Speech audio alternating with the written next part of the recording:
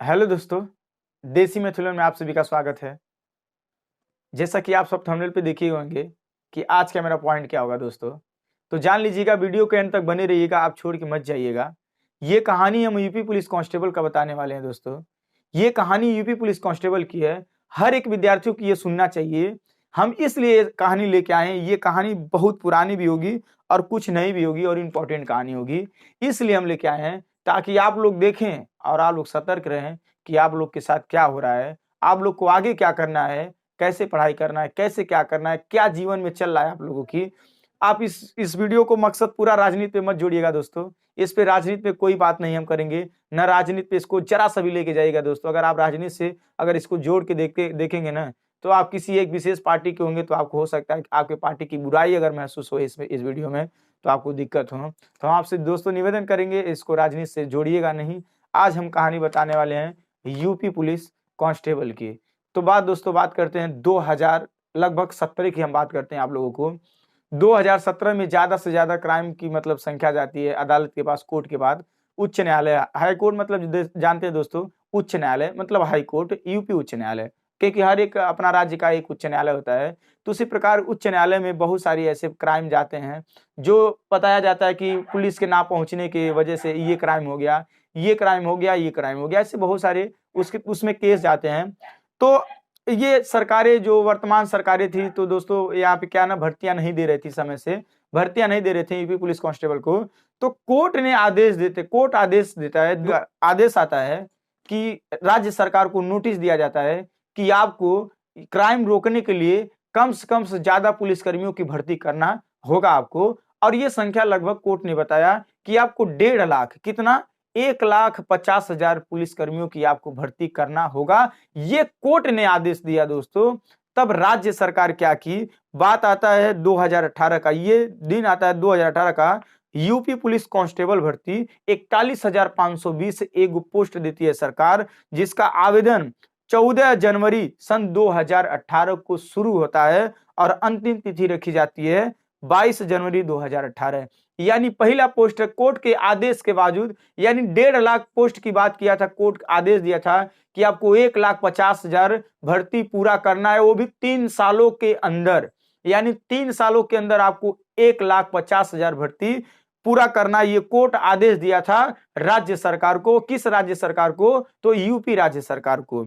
उसके बाद दोस्तों इस राज्य सरकार ने, माननीय श्री योगी आदित्यनाथ की सरकार 2017 के बनती है, उसके बाद 18 आता है। तो 18 में, जनवरी 18 में उन्होंने 41,520 पोस्ट क्या किए, उन्होंने निकाला।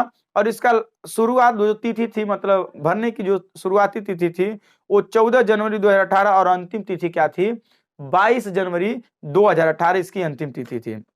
बात करते हैं दोस्तों, बहुत सारे लोगों को उम्मीद में था चलिए मेहनत करेंगे, खूब मेहनत करेंगे, बच्चे खूब मेहनत किए, इसका एग्जाम डेटा नहीं, फॉर्म भी भरे, सब कोई बच्चा फॉर्म भरा। इसका एप्लीकेशन फॉर्म का जो शुल्क लिया गया था, 400 रुपया शुल्क लिया गया था, सभी लोगों ने फॉर्म भरा। इसका एग्जाम डेट एगो आता है कि 18 और 19 जून को दो पालियों में 2 दिन पेपर होगा इसका, समझ लेना दोस्तों। यानी 18 और 19 जून को दो पालियों में, 2018 में ही है, यानी 2018 में ही भर्ती आई और 2018 में ही जून में इसका एग्जाम तिथि घोषित किया गया कि एग्जाम जो होगा 18 और 19 को, 2018 को इसका एग्जाम होगा। फिर क्या हुआ दोस्तों, क्या बात करते हैं, एग्जाम पूरा पता चला कुशलता से हुआ एग्जाम। 18 को फर्स्ट 18 को फर्स्ट भी सेकंड, मानो फर्स्ट भी पेपर हुआ, सेकंड भी पेपर हुआ, फिर 19 को भी फर्स्ट पेपर हुआ और सेकंड पेपर हुआ। सारे विद्यार्थी दोस्तों पेपर देके घर आए, सब लोग बैठे थे, तब अचानक एक न्यूज आती है कि 18 का सेकंड शिफ्ट और 19 का सेकंड शिफ्ट का पेपर लीक हो गया। ठीक है, फिर क्या करती है सरकार, उसको निरस्त करने की कोशिश करती है और उस भर्ती को, उस मतलब परीक्षा को केवल 18 का फर्स्ट शिफ्ट और 19 का सेकंड, 18 का सेकंड और 19 का सेकंड शिफ्ट का पेपर जो है निरस्त करके पुनः एग्जाम कराती है राज्य सरकार। यानी पुनः एग्जाम उसका जो केवल 2 शिफ्ट का मतलब सेफ बचा था, केवल 2 शिफ्ट का एग्जाम वो कराती है। 25 और 26 अक्टूबर को फिर दोबारा एग्जाम इसका होता है और एग्जाम फिर कुछ एकदम अच्छे से हो जाता है, अच्छे से सबका सिलेक्शन भी हो जाता है। उसके बाद फाइनल रिजल्ट जो भी निकालने के बाद बच्चों का क्या हो जाता है, ज्वाइनिंग हो जाता है, बच्चे ट्रेनिंग पे चले जाते हैं, नौकरी पा जाते हैं 2018 में। फिर उसी साल 2018 में वो अंतिम महीना चल रहा था, मतलब अंतिम महीना ने 19 तारीख को, समझ रहे ना दोस्तों।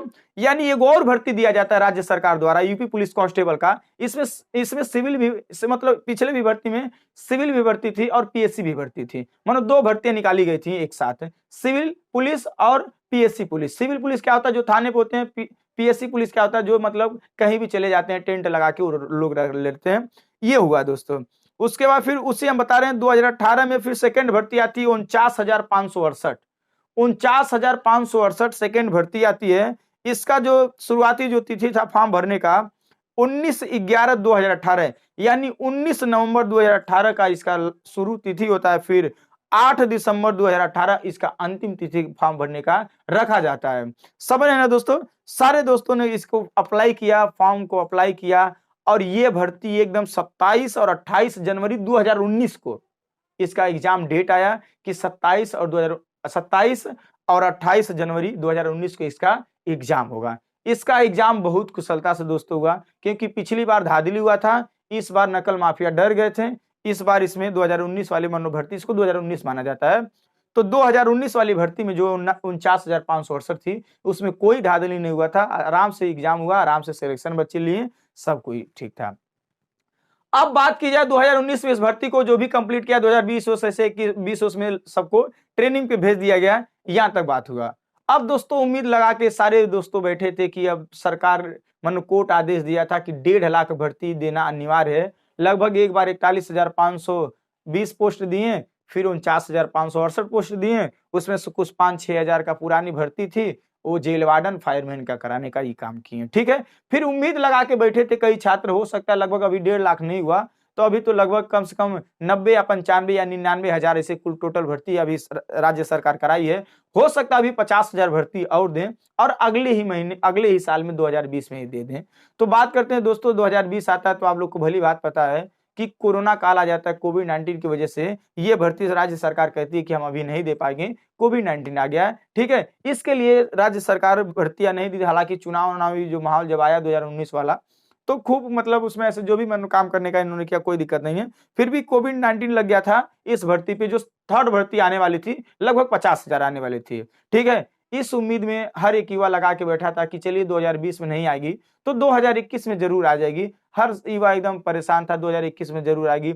हर दिन नोटिफिकेशन, नया नया नोटिफिकेशन, हर दिन न्यूज देखता, एकदम बंदा देखता था कि अब आ जाएगी भर्ती, अब आ जाएगी भर्ती, अब आ जाएगी। कभी न्यूज में सुनना आता था कि चलो 2021 में फला तारीख को आ जाएगी भर्ती, जून में आ जाएगी, वहां पे आ जाएगी, दिसंबर में आ जाएगी, ऐसे आ जाएगी, वैसे आ जाएगी, तमाम न्यूज सुनता रहता है। 2021 भी बीत जाता है दोस्तों, आते आते 2022 भी, 2023 भी बीतने वाला होता है। आता है सामने 2024 का लोकसभा का चुनाव। कई छात्र उम्मीद लगा के बैठे थे, कितने लोगों का तो क्या हो गया था, इस 2019 के बाद भर्ती वेट करते करते करते करते जो फॉर्म कभी जिंदगी में भरे भी नहीं थे दोस्तों, उनका भी क्या हुआ था, एज चला गया था, भर्ती को भरने के लिए नहीं थे। ठीक है, वो भर्ती में भरने के योग्य नहीं थे, जो कभी जिंदगी में भरे भी नहीं थे, उनका भी अब सोचिए दोस्तों क्या ये भर्ती थी कि अभी भर्ती कभी कोई बंदा देखा ही नहीं पुलिस कांस्टेबल का, और उसका उम्र बीत गया। सोच लीजिए, ऐसा ऐसा कहानी इसमें आ गई थी, ऐसा सिस्टम आ गया था इसमें। फिर क्या होता है, क्या होती है दोस्तों, 2020 चला गया, 21 चला गया, 22 चला गया, फिर 23 जाने वाला था, और लोकसभा का चुनाव 2024 में होने वाला था। दोस्तों सरकार कई पहले सुनाता था, कभी 40,000 पोस्ट आ जाएगी, कुछ दिन सुनाया 21 में 40,000 आ जाएगी, 22 में कुछ और बढ़ेगा, 23 में कुछ और बढ़ने वाला पोस्ट था। ऐसे तमाम बढ़ाए घटाए पोस्ट, अपना अपना भाषण योगी आदित्यनाथ भी देते रहे, समय समय पर भाषण देते रहे कि हम भर्ती इतना दे देंगे, इतना दे देंगे। जहां भी आते थे मतलब अपना स्पीच देते रहते थे कि भर्ती हम इतना देने का काम करेंगे। उसके बाद दोस्तों क्या होता है कि एक नोटिफिकेशन जारी होता है। बात 2023 की है, पर अंतिम एकदम लास्ट महीना चल रहा था, 2024 आने वाला था दोस्तों। आपको बता दिए कि हम कि 2024 का लोकसभा का चुनाव भी आने वाला।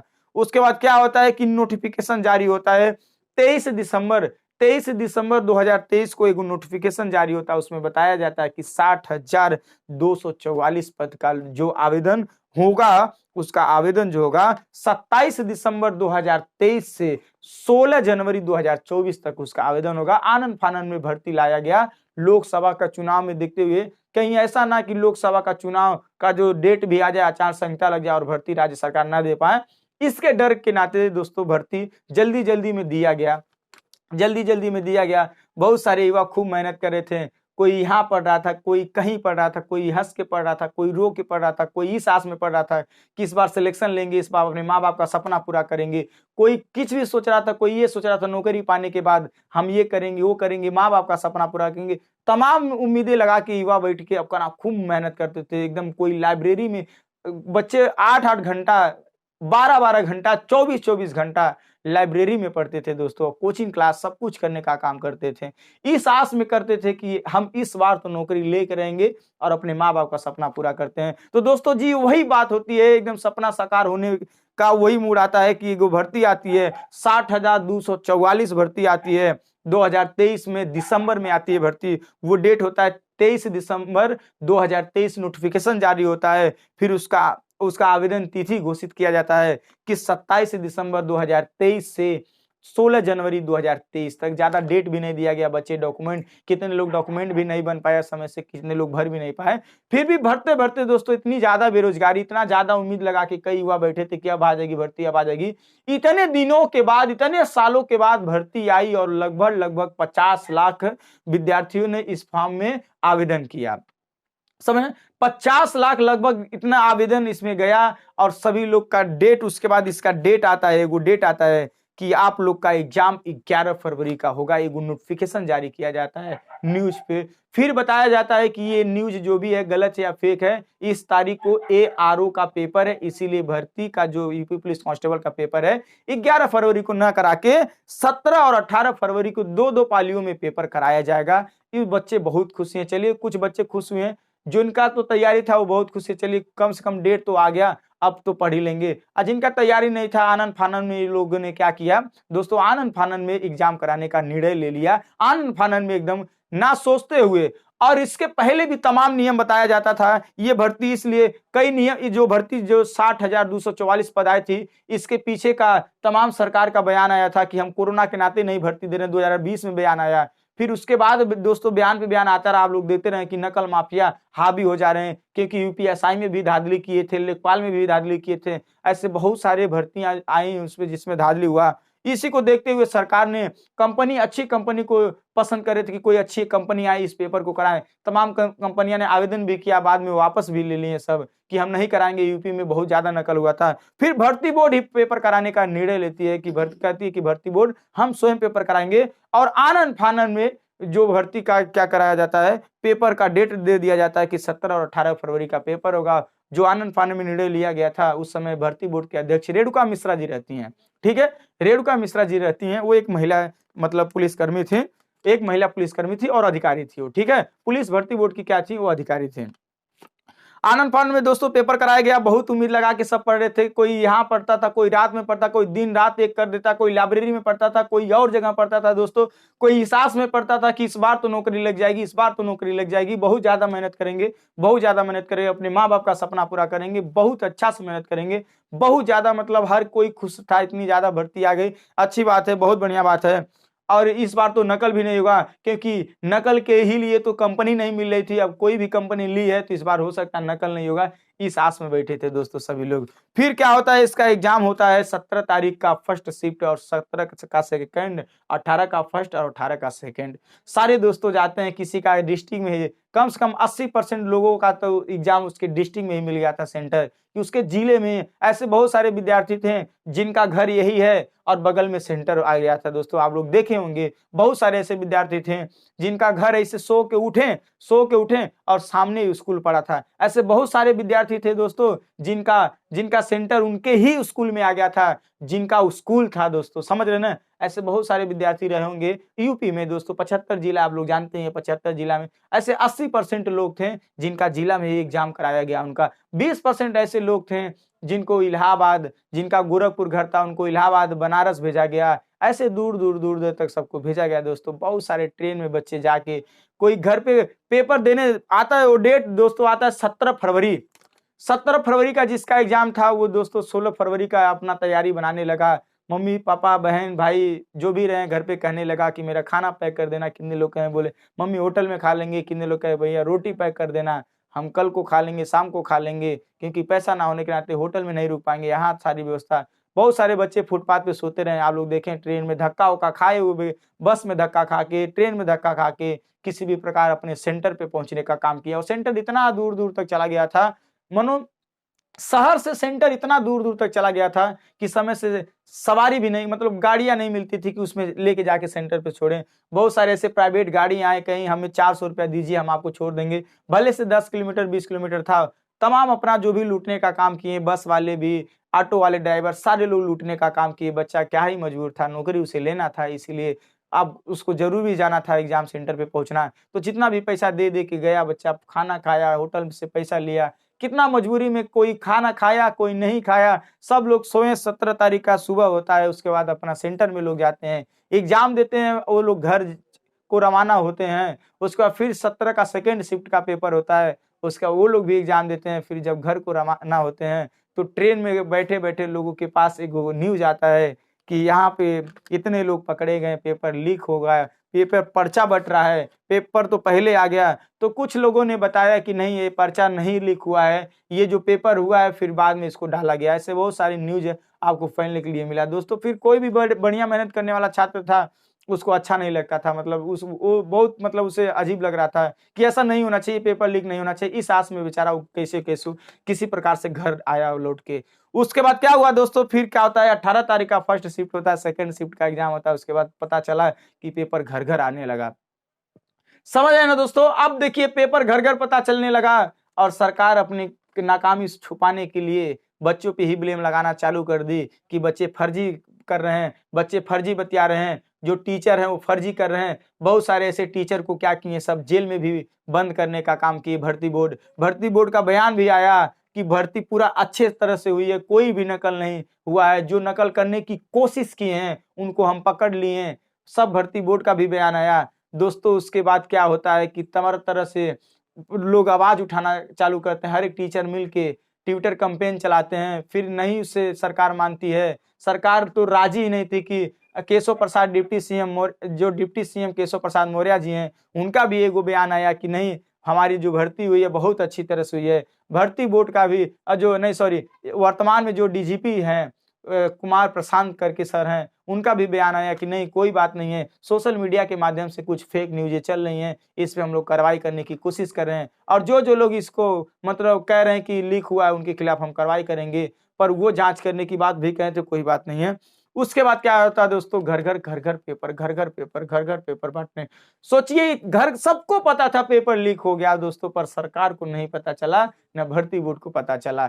अब पता कैसे चलेगा दोस्तों, जब लूटने वाले स्वयं स्वयं वही लोग थे, तो कैसे पता चलेगा। ठीक है, सवाल यहाँ पे नहीं होता है दोस्तों। उसके बाद यहाँ तक फिर उसके बाद फिर बच्चे धरना प्रदर्शन देते हैं, लखनऊ इको गार्डन में जाके बहुत सारे विद्यार्थी टीचर जाके धरना प्रदर्शन देते हैं, आवाज उठाते हैं, कहते हैं ये भर्ती में पेपर ये लीक हुआ है, लीक हुआ है। सरकार तब भी नहीं मानती है। फिर एक एफआईआर आता है दोस्तों, पुलिस की ही तरफ से किया गया, लखनऊ में कृष्णा नगर थाने से एफआईआर आता है। उस एफआईआर में दरोगा लिखता है कि मतलब 147 प्रश्न एग्जाम देने से पहले, मानो एग्जाम देने जा रहा था एगो बच्चा, जिसका 147 प्रश्न एकदम खर्रा, एकदम मतलब नकल मिला, और 147 प्रश्न हूबहू उस क्वेश्चन से मिल रहे थे, जो उसके बाद मतलब पेपर देने जाता वो निकल के आया। वो पेपर मतलब जो पेपर देने जा रहा था वही पेपर उसको मतलब उसके हाथ में था, 147 प्रश्न मिल रहा था। इस हिसाब से भर्ती बोर्ड फिर नहीं छुपा पाई। भर्ती बोर्ड को लग गया कि लगता है बच्चे जान गए हैं, हकीकत जान गए कि पेपर लीक होगा, क्योंकि भर्ती बोर्ड साबुत तो वो सब कुछ मांगेंगे, डेट भी साबुत कर रखा। फिर आए जब ज्यादा मामला हो गया, कितना भर्ती बोर्ड छिपाएगी अपना एफआईआर। तो फिर एफआईआर में भी भर्ती बोर्ड ने सफाई देने का काम किया था। भर्ती बोर्ड कह रही थी वो तो अभी एफआईआर है, विवेचना करना बाकी है। अरे भैया, ये आप हमें कानून न आप सिखाइए, ये विवेचना आप जो स्वयं आप साथ आप ही न झगड़ा न मार नहीं न हुआ है कि आप विवेचना करने जाएंगे, देखेंगे कौन अपराधी है कौन नहीं अपराधी है। आप स्वयं पकड़े थे ना, उसमें आप स्वयं पकड़े थे ना, फिर कैसे कह दिए कि विवेचना होना बाकी है। ये तो नहीं करना चाहिए था। फिर दोस्तों इतना बड़े स्तर से धांधली होती है, और उसके बाद एसटीएफ की टीम भर्ती को निरस्त कर दिया जाता है। और क्या होता है दोस्तों, एसटीएफ की टीम बैठाई जाती है, और लास्ट में पता चलता है दोस्तों कि ये जो पेपर लीक हुआ था ना, बड़े स्तर से, बहुत बड़े स्तर से, कि एक मैरिज हॉल में दोस्तों, एक मैरिज हॉल बुक करके, जो शादी विवाह होता है, बड़ा बड़ा घर होता है, उसमें बहुत सारे लोग चले जाते हैं, उसी प्रकार से 1000 लोगों को बैठा के पेपर रटाया जा रहा था। 2-2 दिन पहले, 3 दिन पहले दोस्तों रटाया जा रहा था। सोच लीजिए, ये कहानी हम आपको यूपी पुलिस कांस्टेबल की सुना रहे हैं। इतना गुस्सा आज लग रहा है ना, जीवन में पहली बार। ये सवाल ये नहीं है दोस्तों कि 1000, आप भी किसका बताइए, कौन कर रहा है ये? बिना अधिकारी के मिलिए कोई 1000 बच्चों को बैठा के पेपर रटवाएगा? आप हमें बताने का काम करिए। अब यहां से कहानी खत्म होती है, अब हमारी कहानी स्टार्ट होती है। अब आप बताइए हमें दोस्तों, 1000 बच्चों का मैरिज हॉल में रटाया जा रहा था पेपर। देखिए अभी कहानी, अभी न्यूज जाके देखिए आप। 1000 बच्चों को मैरिज हॉल में पेपर रटाया जा रहा था 3 दिन पहले, और भर्ती बोर्ड कह रही थी ना पेपर लीक हुआ, ना पेपर लीक हुआ। अगर बच्चे अगर सबूत नहीं दिए होते, अगर सबूत नहीं दिए होते तो बताइए भर्ती हुई होती ना? तो बताइए मेहनत करने वाले बच्चे हो पाते हैं? नहीं हो पाते हैं। कहीं ना कहीं सरकार की सबसे बड़ी गलती है। हम आपसे देखिए, अब इसके पीछे फिर बैकअप में जाते हैं। देखिए धांधली रोकने का सबसे बेस्ट तरीका हम आपको बता देना चाहते हैं, जानते क्या है? जब भी पेपर लीक सुनाई देना तो सरकार को भर्ती को निरस्त कर देना चाहिए, पुनः एग्जाम कराना चाहिए। उससे कई लोगों का ना क्या होता है, पैसा डूब जाता है, फिर दोबारा पैसा नहीं देता है। क्योंकि अभी हम आपको एक कहानी बताएं दोस्तों कि 2018 में एगो भर्ती आती है 41,500। उसमें कब एग्जाम होता है? 18 और 19 तारीख का, 19 जून का इसका एग्जाम होता है। 18 और 19 जून का एग्जाम होता है। 18 का सेकेंड शिफ्ट, 18 का और 19 का सेकेंड शिफ्ट का एग्जाम क्या होता है, पेपर लीक हो जाता है। उसके बाद पुनः एग्जाम कराया जाता है। फिर जब 2019 वाली भर्ती जो होती है वो एकदम अच्छी तरह से होती है। उसके बाद नकल माफियों का मन कैसे बढ़ा दोस्तों, वो भी हम बताने का, वो भी सरकार की ही देन है कि नकल माफिया हावी हुए हैं। वो भी सरकार की ही नाकामी है दोस्तों, जो नकल माफिया हावी हुए हैं। कैसे नकल माफिया हावी हुए हैं कि जब 2018 में पेपर लीक हुआ, तो जब इन्होंने दोबारा कराया तो 2019 में अच्छे तरह से पेपर हुआ। तो भैया जब 2021 में भर्ती आती यूपीएसआई में भी पेपर लीक हुआ, नहीं सब माने। लेखपाल का पेपर लीक हुआ, तब वो नहीं माने। ऐसे कई सारे इंटर हाई स्कूल का पेपर लीक हो जा रहा था, सरकार मानने के लिए तैयार नहीं रहती थी। यूपी टेट का पेपर लीक हो गया, तमाम ऐसे मान लीजिए कुछ जानकारी में आ गया तो उन्होंने निरस्त कर दिया। पर सीधे जो सबूत मिला उसको निरस्त कर दिए, जो सबूत नहीं मिला, मिला भी भरपूर दबाने का काम की सरकार, भरपूर दबाने का काम की और पेपर को करा दिया एकदम सफलता, ये कहते हुए कि कोई धांधली नहीं हुआ। यही इसीलिए मन बढ़ गया नकल माफियों का, इसीलिए मन बढ़ गया कि सरकार तो नहीं मानेगी नकल हुआ है, आप हमको पैसा दीजिए, हम पेपर कराएंगे, आप टेंशन मत लीजिए, भर्ती निरस्त होने वाली नहीं है। इसीलिए मन उन लोगों का बढ़ गया कि जान गए कि सरकार की नीयत क्या है। नकल माफिया सरकार की नीयत को अच्छी तरह से पढ़ लिए थे। वो लोग भली बात जानते थे कि सरकार नहीं मानेगी पेपर लीक हुआ, वो जरूर कराने की काम करेगी एकदम सफलतापूर्वक। इसीलिए नकल माफिया को मन बढ़ गया था, इसीलिए लोग जान लीजिए ज्यादा से ज्यादा नकल करने का काम किए। ये पूरा जिम्मेदार सरकार है दोस्तों, पूरा जिम्मेदार भर्ती बोर्ड है। बताइए कैसे 1,000 लोग कैसे पेपर में आप पहले पा जाएंगे। 1,000 मैरिज हॉल में बुक, मैरिज हॉल में हम आपको बता रहे हैं ना, आज हम बता दें स्टेप बढ़िया जांच करें ना तो उसमें अधिकारी भी शामिल रहे होंगे। बिना अधिकारी के जान लीजिए ये काम नहीं हो सकता, ये काम नहीं हो सकता है। उसमें भी अधिकारी शामिल रहे होंगे। 1,000 लोगों को बैठा के पेपर हटाया जा रहा है दोस्तों, आप क्या मेहनत करेंगे, कितना पढ़ेंगे आप बताइए? हाँ, आधे घंटे में पेपर रट के चले जा रहे हैं, 140 प्रश्न मार रहे हैं, आप क्या करेंगे दोस्तों? पढ़ने लिखने वाला बच्चा देखें उसका हालत, 115 120 बस खत्म। इतना ऐसा नौबत आ गया था, सोच लीजिए दोस्तों। यही कहानी है यूपी पुलिस की, यही नाकामी सरकार की है, यही नाकामी भर्ती बोर्ड का है जो आप लोग को झेलना पड़ रहा है। नहीं तो हर एक बच्चे का सपना पूरा होता अगर ईमानदारी से पेपर होता, तो वही बच्चा होता जो मेहनत करने वाला होता है। मेहनत करने वाले बच्चों की इतनी ताना मरती है, वो नौकरी नहीं पाया, वो नौकरी नहीं पाया, और पैसा देने वाले नौकरी पा जाते हैं दोस्तों, उनके ऊपर क्या बीतता होगा। हाँ, पर ये वीडियो देखने के बाद दोस्तों आप डिमोटिवेट मत होइएगा, ये जान लीजिएगा नकल नहीं होगा, नहीं होगा। लड़ेंगे हम लोग, मेहनत करेंगे, नकल नहीं होगा। और आप लोग पढ़िएगा, ईमानदारी से पढ़िएगा, हमेशा पढ़िएगा दोस्तों, कभी कोई दिक्कत नहीं आएगा, ठीक है। मान लीजिएगा ये हो रहा है, बहुत गलत हो रहा है सरकार की नाकामी की वजह से, पर इस बार जो होगा उम्मीद है कि नकल ज्यादा नहीं होगा, रोक नहीं पाएंगे, फिर भी ज्यादा नहीं होगा, ना के बराबर होगा। इसलिए आप मेहनत करेंगे दोस्तों, आप मेहनत करने वाला ही होगा, ये जान लीजिएगा। चलिए दोस्तों, मिलते हैं नेक्स्ट वीडियो में। जय हिंद, जय भारत।